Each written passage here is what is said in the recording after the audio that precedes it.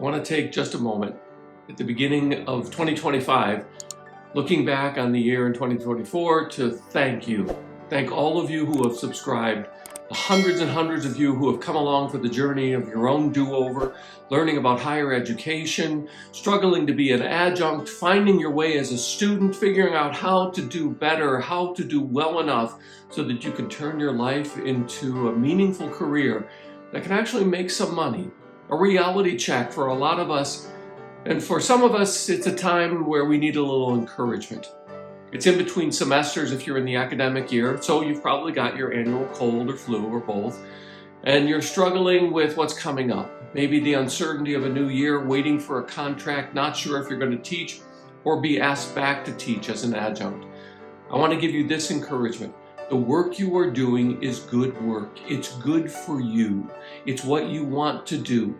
We don't always get paid what we think we deserve, sometimes not even what we need to survive, but we make it work.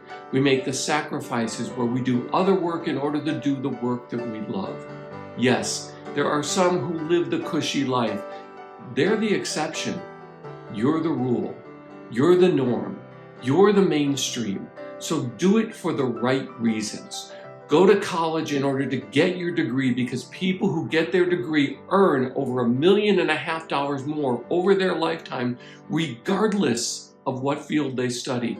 And most people, more than half, don't wind up working in the field of their major for their undergraduate degree. Now, for those of you in teaching, for those of you working on trying to get yourself started in teaching, this is a time when you get to reassess and figure out, okay, what projects do I really need to do? What's going to have payoff, either for me or my career? Maybe both. Pick that project. Prioritize that project. Make that project work for you. Yes, dozens of other ideas will come up through the year. Shorter ones, simpler ones, easier ones. Don't give up on the hard ones. Don't give up on the ones that you know will pay off, either because the market needs it or you want to demonstrate that you have the ability to do something difficult. For most people who work in higher education, you've done something by earning a degree. You've proven to either the workforce or to your peers in higher education that you can do something difficult and finish it. That's what good employers are looking for. Not all employers, but good employers. Be that kind of person, because that's the reason why you started to do it in the first place. Now, if you've been through it all and you're in the workforce and you're trying to make your way, the market is getting tougher. The job market is getting tighter. The economy, while still booming and growing significantly, is tightening in the labor force. And that's by design. That's the way the Federal Reserve wants to keep it at maximum employment. Maximum employment means that when you really want to look for a job, there might not be one there for you. So if you get an opportunity while working to look for another job, remember that making a job move every 2 to 3 years, which is now the norm, not job hopping, but the norm, because you're going to work about 12 to 13 jobs over your working career, that this is a chance to increase your income. Now, it might mean that you leave a job because you don't want to work for that boss. And yes, people quit jobs, not because they don't like the work, but because they don't like the boss. I get it. But you still need to pay the bills. And that's what you need to look for.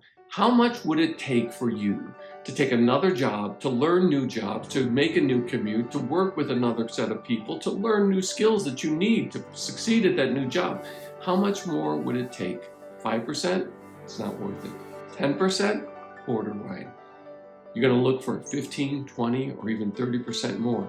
And by the way, for those of you who are willing to make that job change, and then every 2 or 3 years, you're going to end up making 30 to 40% more over your working lifetimes than people who prize the security of doing the same job every day for 20, 30, or 35 years. That's the reality. It's time to reassess.